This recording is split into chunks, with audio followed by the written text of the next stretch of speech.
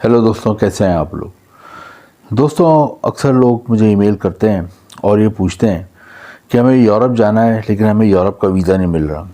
हमने पासपोर्ट इस आस पे बनवाया था कि पासपोर्ट बनवाने के बाद हमें यूरोप के किसी अच्छे मुल्क का वीज़ा मिल जाएगा, लेकिन हम ट्राई कर कर थक गए लेकिन हमें अच्छे मुल्क का वीज़ा नहीं मिल रहा। और दोस्तों, एक और क्वेश्चन इन लोगों का ये होता है कि हमें यूरोप का ऐसा मुल्क बता दें जहाँ पर जाने के लिए एक तो हमें लाखों रुपए ना देने पड़े, जहाँ की वीज़ा फ़ीस लाखों रुपए में ना हो, बल्कि कम वीज़ा फ़ीस हो, सस्ती वीज़ा फ़ीस हो, ताकि हम आसानी से पैसे भर सकें वीज़ा फ़ीस के।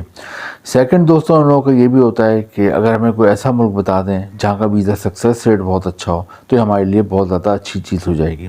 तो दोस्तों, आज की वीडियो उन्हीं लोगों के लिए, क्योंकि मैं यूरोप का एक ऐसा मुल्क बताऊँगा जिसके बारे में आप लोगों को इतनी इन्फॉर्मेशन नहीं है, और ज़्यादातर लोगों को इन्फॉर्मेशन नहीं है, इसलिए वो इस मुल्क में अप्लाई नहीं करते। लेकिन जिन लोगों को इन्फॉर्मेशन थी पहले पाकिस्तान और इंडिया के, और जिन लोगों ने अप्लाई करा, तो आज वो वहाँ पे इस मुल्क में बैठे हुए हैं और बहुत ही सस्ते तरीके से वो उस मुल्क में पहुँचे और इस वक्त वो लाखों रुपए कमा रहे हैं। दोस्तों, जिस मुल्क के बारे में बताऊंगा उसके 3 बहुत अहम पॉइंट्स हैं। नंबर 1 तो ये कि यहाँ की वीज़ा फ़ीस बहुत कम है, वरना यूरोप के अक्सर मुल्कों की वीज़ा फ़ीस ही लाखों रुपए में होती है, और जो कि अक्सर लोग अप्लाई करते हैं लेकिन वीज़ा फ़ीस नहीं दे पाते। इस मुल्क की वीज़ा फ़ीस जो है सिर्फ और सिर्फ 28,000 रुपये पाकिस्तानी रुपीज़ में, और यहाँ पर इंडियन रुपीज़ में अगर हम कन्वर्ट करें तो तकरीबन 9,000 रुपये बनती है इंडियन रुपीज़ में। तो एक तो वीज़ा फ़ीस बहुत कम है।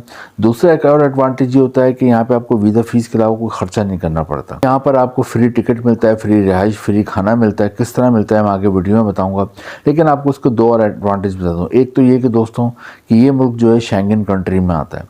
शेंगन कंट्री क्या होता है? शेंगन यूरोप के 50 में से 28 वो मुल्क हैं जिन्होंने एक मुआहिदा करा हुआ है कि अगर कोई भी बंदा इन 28 मुल्कों में आता है शेंगन वीज़ा लेके, तो 28 मुल्कों में बगैर वीज़े के एक दूसरे मुल्क जा सकता है, उसे वीज़ा लेने की ज़रूरत नहीं है।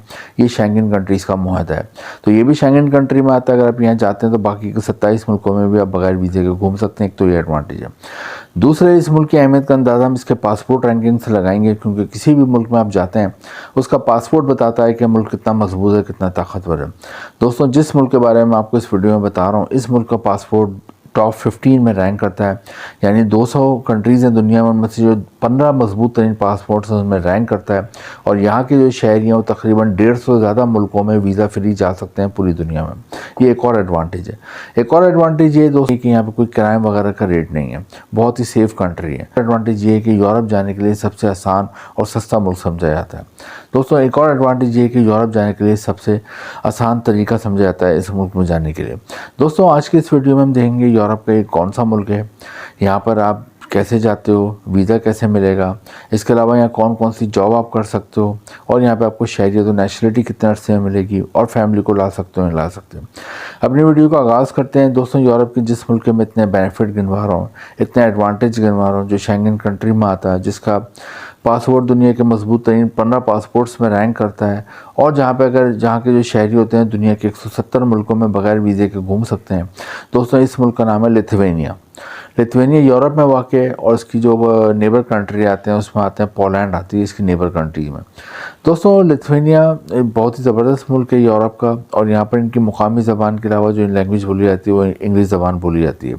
यहाँ की आबादी 28 लाख है, और यहाँ पर जो करेंसी चलती है उसका नाम है यूरो। दोस्तों, लिथुआनिया आप जाते हैं तो ज़ाहिर सी बात है आप वहाँ पे आके जॉब करना चाहेंगे, तो हम देखते हैं यहाँ पे जॉब कैसे हासिल होगी और कौन कौन सी जॉब आप यहाँ कर सकते हैं।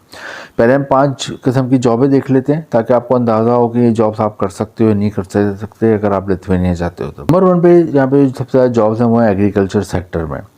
एग्रीकल्चर सेक्टर में क्यों? क्योंकि यहाँ पे बहुत ज़्यादा क्रॉप्स उगती हैं, वेजिटेबल्स की, फ्रूट्स की। ख़ास तौर पे यहाँ पे गंदम, जौ, दलिया, मकई बहुत ज़्यादा उगता है, जिसकी वजह से यहाँ एग्रीकल्चर में अच्छी खासी जॉब्स क्रिएट होती हैं। और अगर आप एग्रीकल्चर में, जिसे आम ज़बान में पाकिस्तान और इंडिया में खेती बाड़ी कहते हैं, उसमें काम कर सकते हैं तो आपको आराम से जॉब मिल जाती है।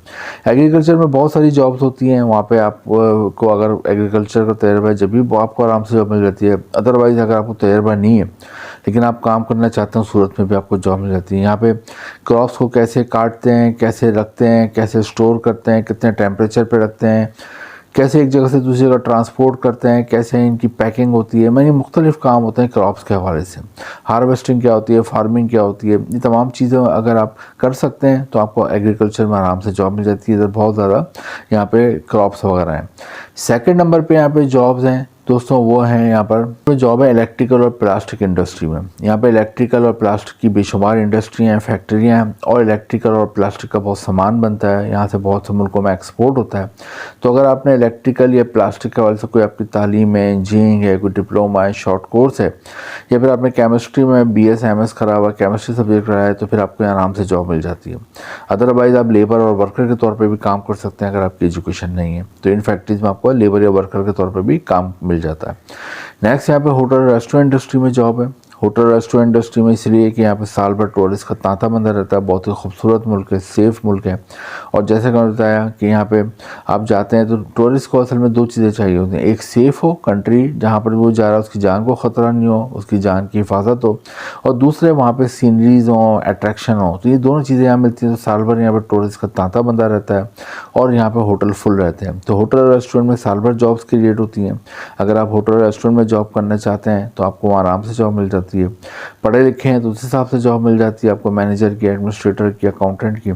और आप पढ़े लिखे नहीं हो तो फिर आप वहाँ पे वेटर का काम कर सकते हैं, गार्ड का काम कर सकते हैं, किचन में काम कर सकते हैं, शेफ़ का काम कर सकते हैं, लॉन्ड्री का काम कर सकते हैं। इसके अलावा आप room service, housekeeping, bellboy का काम कर सकते हैं, रिसेप्शन पे काम कर सकते हैं। दोस्तों इसके अलावा अगर आपको गाड़ी चलानी आती है तो आप होटल से एयरपोर्ट और एयरपोर्ट से होटल तक गैस को लाने ले आने की भी ड्यूटी कर सकते हैं। इसके अलावा यहाँ पे कंस्ट्रक्शन के मैदान में बहुत जॉब है। कंस्ट्रक्शन जिसे तामीरात का शोबा कहते हैं, इसमें बहुत जॉब है। अगर आप कंस्ट्रक्शन में इंटरेस्टेड हैं, आपकी तालीम है तो आपको अच्छी जॉब मिल जाती है। कोई डिप्लोमा शॉर्ट कोर्स है, अदरवाइज़ तालीम डिप्लोमा शॉर्ट कोर्स नहीं है, लेकिन आपको कोई हुनर आता है, स्किल आता है, आपको कलर करना आता है, वॉलपेपर लगाना आता है, आपको किचन रेनोवेशन का काम आता है, होम रेनोवेशन आती है, कारपेंटर का काम आता है, प्लम्बर का काम आता है, मार्बल टाइल लगाने आते हैं, फ्लोरिंग करनी आती है, तो आपको यहाँ पे अच्छी जॉब मिल जाती है। इसके अलावा दोस्तों यहाँ पे डॉक्टर्स के लिए बहुत जॉब है हेल्थ सेक्टर में। यहाँ पे रजिस्टर्ड नर्स अगर आप तो जब आपको अच्छी जॉब मिल जाती है। और लास्ट में यहाँ पे बड़े बड़े डिपार्टमेंटल स्टोर हैं, उधर जॉब मिल जाती है। और बड़ी बड़ी फूड की चेन्स हैं, बड़े बड़े आउटलेट्स हैं फूड के, वहाँ से भी आपको खाने की डिलीवरी करने की जॉब मिल जाती है। दोस्तों तनख्वाह मिलती है पाकिस्तानी रुपीज़ में 7 लाख रुपये, इंडियन रुपीज़ में 4 लाख रुपये माहाना तनख्वाह मिलती है। दोस्तों लिथुआनिया के लिए आपने अप्लाई कर, अब आपको सवाल होगा अप्लाई कैसे करेंगे, तो इसके लिए दोस्तों आपको यूरोपियन फॉर्मेट का CV और कवर लेटर पहले तो बना हुआ होना चाहिए। अगर बना हुआ है तो अच्छी बात है, वरना खुद बना लें या किसी और से बनवा लें, वो होना चाहिए। और फिर आपने किसी को कोई पैसे वगैरह नहीं देने, बल्कि ऑनलाइन फ्री में अप्लाई करना है। लिंक मैंने भी 2-3 डिस्क्रिप्शन में दिए हैं, वहाँ पे जाना है। इसके अलावा भी बेशुमार गूगल पे लिंक हैं।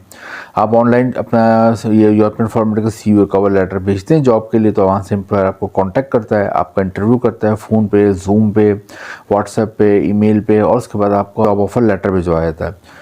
वहाँ से आपका जॉब ऑफ़र लेटर लेता है, आपका जॉब ऑफ़र लेटर भिजवाता है। वो लेके आप जो लिथुआनिया के एम्बेसी है पाकिस्तान इंडिया में, एम्बेसी या कॉन्सुलेट जाते हैं। वहाँ पे आपकी 5 चीज़ें बनी हुई होनी चाहिए जॉब ऑफ़र लेटर के साथ। पासपोर्ट बना हुआ, FRC, नेशनल आइडेंटिटी कार्ड, आपका हेल्थ सर्टिफिकेट, कैरेक्टर सर्टिफिकेट और फ़ोटो, ये चीज़ें आप जमा कराते हैं। और जॉब ऑफ़र लेटर जो बहुत इंपॉर्टेंट है, जो वहाँ से आया है, तो आपको उमूमन 10 से 20 दिन में वहाँ पे 1 से 3 साल का वर्क वीज़ा मिलता है। वहाँ पे आप जाते हैं, 5 से 8 साल रहते हैं तो वहाँ नेशनलिटी और शहरियत मिल जाती है। फिर आप भी दुनिया के 170 मुल्कों में बगैर वीज़े के जा सकते हैं। दोस्तों लिथुआनिया बहुत ज़बरदस्त कंट्री है, बाद में अपनी फैमिली को भी ला सकते हैं। और यूरोप अगर जाना है, सस्ते तरीके से जाना है, तो लिथुआनिया से बेहतर कोई ऑप्शन नहीं है। और मैंने आपको शुरू में कहा था एक तरीका है फ्री टिकट और फ्री रिहाइश मिलती है, क्योंकि लिथुआनिया का जो एम्प्लॉयर अमूमन पाकिस्तान इंडिया से किसी को बुलाते हैं तो उसे फ्री एयर टिकट भी देते हैं आने के लिए, और रिहाइश भी देते हैं, खाना भी देते हैं। लिथुआनिया के लिए ट्राई करें, किसी को कोई पैसा नहीं देना है, ऑनलाइन फ्री में अप्लाई करना है। इंपॉर्टेंट लिंक डिस्क्रिप्शन में दिए हैं। वीडियो अच्छी लगी है, कोई बात आपके दिल को लगी हो तो लाइक करें, शेयर करें, चैनल को सब्सक्राइब करें। थैंक